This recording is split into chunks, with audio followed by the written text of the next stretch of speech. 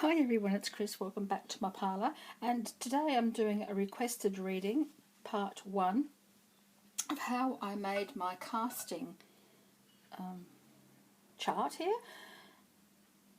I made it out of a embroidery hoop, a vintage embroidery hoop, and I'm just going to show you now how I actually made it.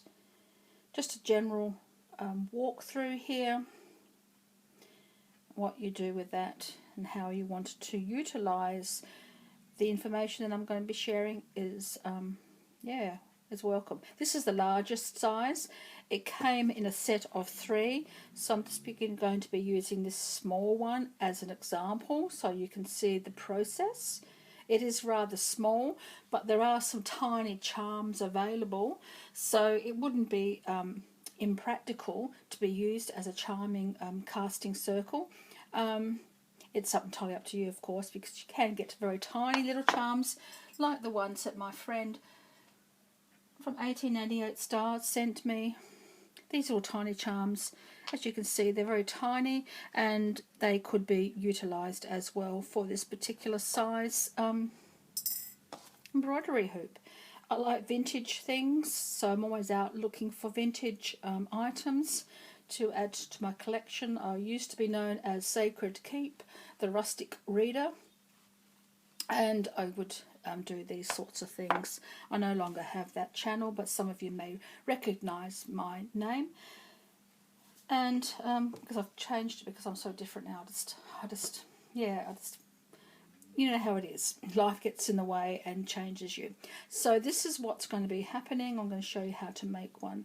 I don't have my colouring pencils here with me at the moment, my textures, so I won't be colouring it in, but I'll be showing you the process, okay? Okay, so first of all you need to find yourself an embroidery hoop, a complete set. A complete set of an embroidery hoop is 2 pieces, the outer piece and the smaller piece that fits inside to tighten the material and to allow you to embroider. Either this is not, I don't think this is a tapestry embroidery hoop, it's more for material, for little doilies and things like that, for cross stitches and things. So this is what I found myself. So first of all you need to find some piece of material that you want to use for your casting circle. I have some left over from my own, so I'm going to be using that for you to show you what to do. So first of all you need to cut yourself a piece of material slightly larger than your embroidery hoop. Now this one is just slightly larger, just enough to put over the hoop and then have enough to tighten it before you can cut out the excess left over. You can glue it in place if you want to. That's entirely up to you. I did glue this one in place before adding the outer circle, but you can do that if you want to. Measurements are going to be a little bit tricky because I don't have a smaller ruler here to measure, so I'm going to be doing freehand. It may not be looking as neat as it could be, but when you do your own, you can make it as precise as you want it to be. So first of all, we open up the embroidery hoop. Remembering we're going to be casting this way, so we need to make sure that it's lighter. We wouldn't want to be doing this side unless you want to. I have done it on this side for myself because this is a larger hoop. I don't know if that would work for a smaller hoop. I don't know. It could do. Let's have a look and turn it over. Yes, it could, couldn't it? It could just as be nice as that way. So first of all, you find your little hoop, your inner circle. You place this down this way so you can put that on the top, remembering whatever you put on top will be the eventual base for your charm circle. Okay, so whatever you turn up, whatever you put on the top will be the bottom, like this would have been the bottom, the plainer side for this one. It'll be like that for this one too, but I'm going to do what I'm going to do the opposite this time, just to make things a little bit different. than my own. And you can use any material you like. This is a nice piece of cotton that I purchased in lots. I think they're called, what they're called? They have a special name. You buy them in blocks of some sort, have a special name. Then you take your top hoop. This one's already been tightened, so it works with this inner circle. So, and you can tighten your inner circle as these people have done with some ribbon or binding of some sort, just to tighten the grip, whatever you want to do. As I say, you can glue it too if you would like to do that. Find the optimum pattern that you want to produce on your charm casting. Place the hoop on top like that, as so. Push down,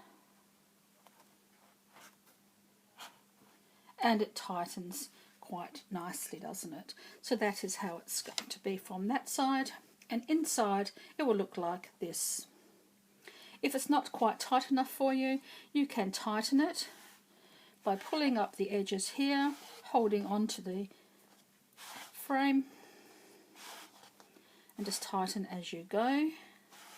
It wouldn't tighten then the inner circle there. Tighten it to however tight you want it to be. This side here now is like a drum. And it looks tight enough to me. If it's not, you can tighten it from this side as well, so you can see where the wrinkles are, and you can tighten as you want. Then, of course, if you want to, you could have glued it beforehand, but I didn't glue it. And then you just trim it off, as so. As neat as you want it to be, as close as you want it to be. If you've glued it, it will be a little bit easier, because you know it will stay in place. I've come to that part there, so I just cut it off as you go. I don't want you to see my hands, I don't want to interrupt the view. That's how you do it, just like that.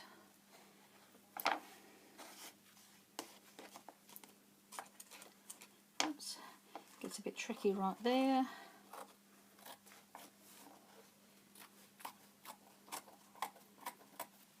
Embroidery hoops are quite easily to be found. You can find them second-hand in op shops in the craft section.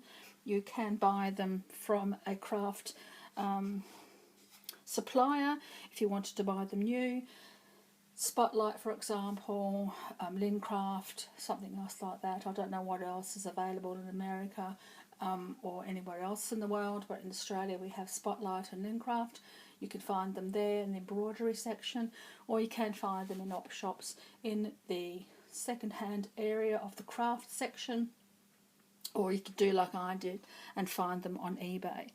Especially you can type in vintage or used embroidery hoops, and I got a set of 3. There's a smaller one as well. I'm using the medium one here. So that's it. That is your base. I've used the plain side, of course, as I mentioned. Then it comes to dividing it up. There are quite a few online charm mats available, so you can see different kinds of sections. I found this one. I thought this one is perfect for me. And it's not as neat as it could be, but again, if you wanted to make it really neat, you've got that option of doing that yourself when you make one yourself. So dividing it up, we've got how many sections? Let's find out how many sections we've got. Starting with self, we've got 1, 2, 3, 4, 5, 6, 7, 8, which makes it a lot easier. The internal bit here, I made it into a yin yang. You can do whatever pattern you want there yourself. That is the destiny kind of area for me. I've used it as a destiny area, or area of question, or a fluctuation, perhaps even things are not quite as clear in here, or it's part of destiny. That sort of thing comes through for me personally, but you can do whatever you want with that space there. It could be earth, it could be your mind, body, soul kind of thing, and this could be, I don't know, the universe or whatever you want to make that yourself. So we divide it into 8. Okay, I'm doing a freehand, so it may not be as neat as it could be. Using another pen because that one doesn't work. This is not as neat as I would like it to be because I didn't. So you make there and you make it into quarters.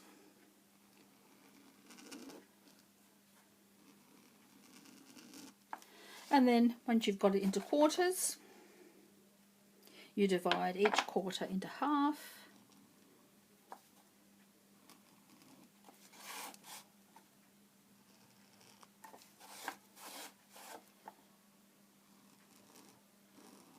If you wanted to, you could actually make a what do you call it?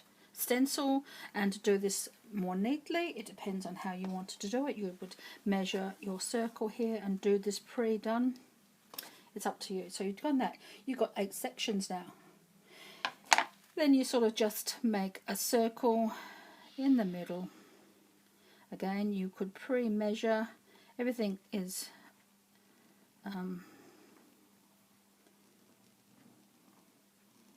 and that gives you your middle, and you can do whatever pattern you want on that. I might do another yin yang.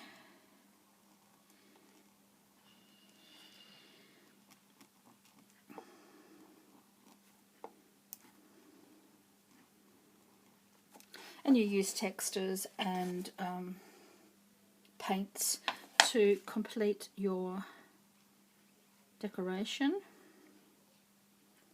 for the lines and what have you. Then you write in the words. I put love, and then we've got self. Then we have family, then work, or any other that you so desire, whatever works for you. Finances,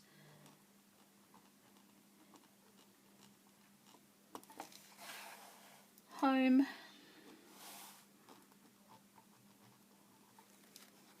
travel, and of course friendships.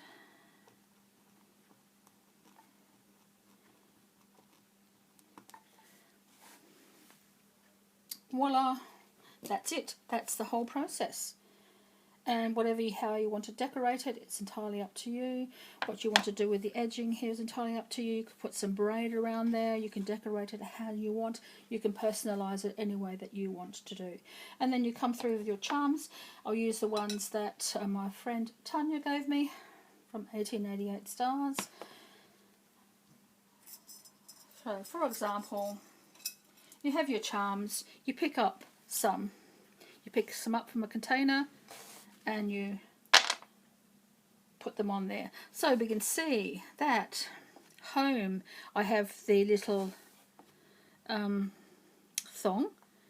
So it's a relaxing time at home. It could be just sort of laying back and just relaxing, because that's what flip-flops, some people call them flip-flops, I call them a thong. That is what represents relaxation to me. Maybe even going to the beach and things like that, just sort of having a relaxing time at home. So things at home are on the relaxed side, the chill side. In our finances, I have the elephant. And the elephant indicates success, it indicates family, indicates financial bank manager, something like that. So some finances are coming through to me, and I will need to approach my bank manager perhaps to access some funds that could be coming through here, or some funds could be coming through to me from a family member, because elephants can also mean family, it can mean memories, and it can mean a bank manager of an institution. So that could be coming through for me, a bank manager I need to approach. Now in work, I have the little witch making things happen. And if things aren't happening the way I want, I can cast a spell, couldn't I? I could make myself more positive. I could make myself more affirmative. I could write things down, make a plan in regards to work. It could be coming through as that, couldn't it? It could be just, just making a spell, just sort of writing things down. And it's all what the spells are, just writing things down. It's like a little mantra. And you add a collection of things that mean something to you, that are sacred to you, to make changes. So that could be what's coming through here for me, like that. And in family, I've got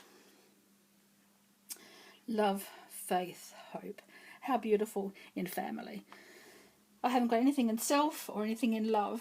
I haven't got anything in friendship. So my focus, this, however long you wanted to make this a focus time frame, family, work and finances and home come together.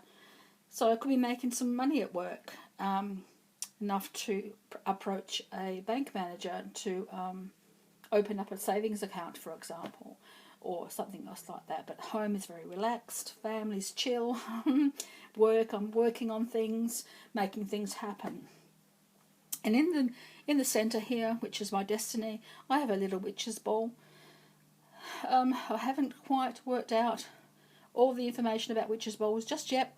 I will before I put this video up. But that means protection. It means I do believe that they were made long time ago during the persecution of witches. Sadly, people would make witches' balls because if a witch came along or an evil spirit came along, they would be so entrenched in the sparkles inside the witch's ball that they would be trapped and therefore not harm the people inside the home. People would hang them from windows and from doorways and things like that to protect them from witches. So I am protected from anything that is harmful to me or negative to me.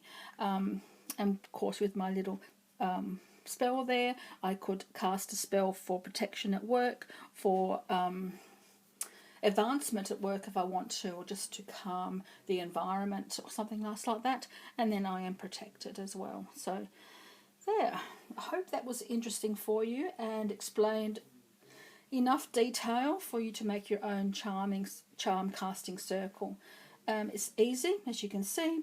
Decoration is entirely up to you. The size of your charms, of course, depends on the size of your circle.